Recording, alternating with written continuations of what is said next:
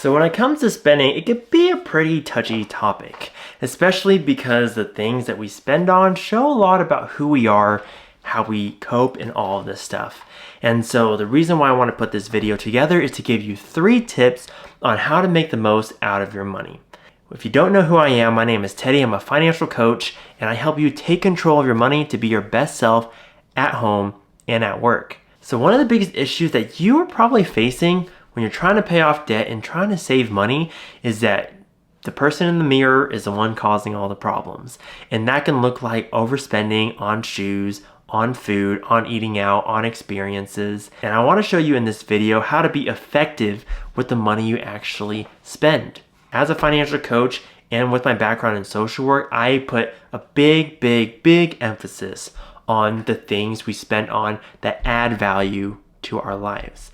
Because having financial wellness, building for the future is not about having a big income, but making the most out of the income you have so that your life is actually enjoyable. And so we're going to talk about 3 mental frameworks to actually better your life and spend efficiently. So the first mindset you need to have when you're making spending decisions is you have to think about what this is costing you. Now, a lot of you who are watching this probably have an hourly wage job or some kind of salary job where you're getting $30 an hour, $15 an hour, whatever it is. And when you're making spending decisions, you have to think about how many hours did it take for this product. For a $1,000 phone, how many hours did I have to work at $30 an hour for that phone? 33, 35 hours without tax? How much did I have to work for this $70 pair of shoes? And is it worth it? Whenever we're thinking about our purchases and the actual work it took for us to get that money, we spend a lot more wisely. It puts a little barrier between us and the add to cart button, and from the add to cart to buy now. Every decision you say no to because of that mentality is money saved. So this mindset is super effective for saving money on your purchases, especially when you kind of get in those ruts. Maybe you're feeling burnt out from work, maybe you got in an argument with a family member and you want some retail therapy. You want to just open your phone, swipe and see what's interesting, what kind of gadgets are cool, and you can buy now and get that little high of dopamine for a split second, and then you see it probably about a couple weeks later when your bank account's running low or your credit card bill's going up. And I don't want that for you. And second mindset to consider when making purchasing decisions is, what is this purchase adding to my life? Now, this can be a service, it could be an item, but every purchase we make has to add some value to our life, whether it's excitement, whether it saves us time, whether it saves us energy, maybe it builds our relationships. It's important to consider, are we using our money wisely on things that add value to our life? And now, some of you may have to give up Starbucks coffee in the morning because it's just a cool convenience, it makes you happy. But it gets expensive too. Maybe you can get that same enjoyment from making your own coffee at home or just buying a cheaper option when you're buying coffee out. When you're able to save on the things that don't add value to your life, you're able to spend on the things that do.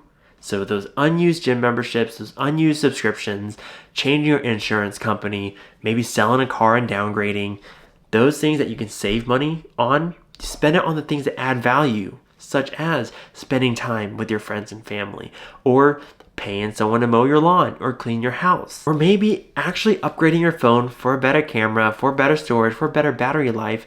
You can spend on that because it matters to you. That thing adds value to your life. So there are plenty of purchases that don't add value. These can be your convenient purchases, vending machines, add-ons to subscriptions or packages and insurance and warranties on electronics that you buy. Whatever it is, think about, is this purchase adding value to my life? That value can look like saving time, energy, maybe a sense of security.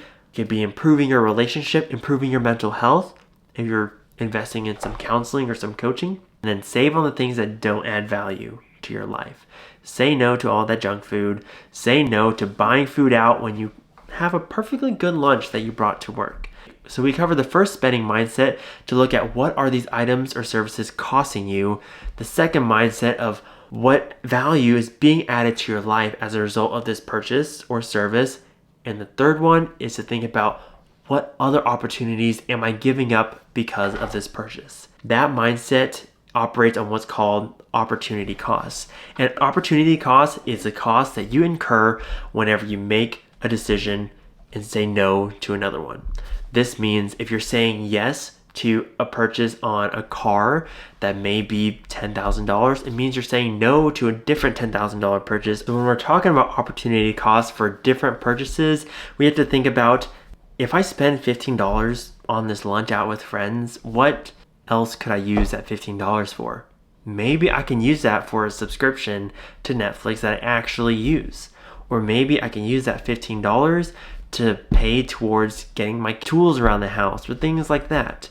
If you weigh two things actually dollar to dollar, which of these things will improve my life more and which ones are taken away? A simple thought experiment that I tell my clients all the time is, if you were given $100 in cash for this purchase or whatever, would you still buy that thing or would you buy something else?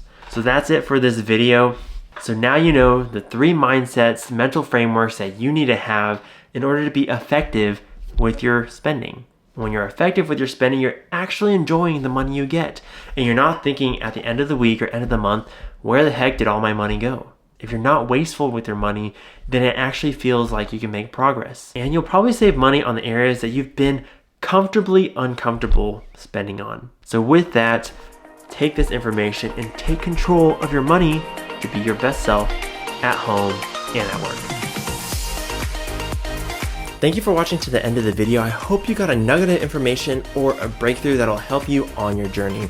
And if you want more content like this, go ahead and click over here for more videos or over here to subscribe. And I hope to see you in the next one.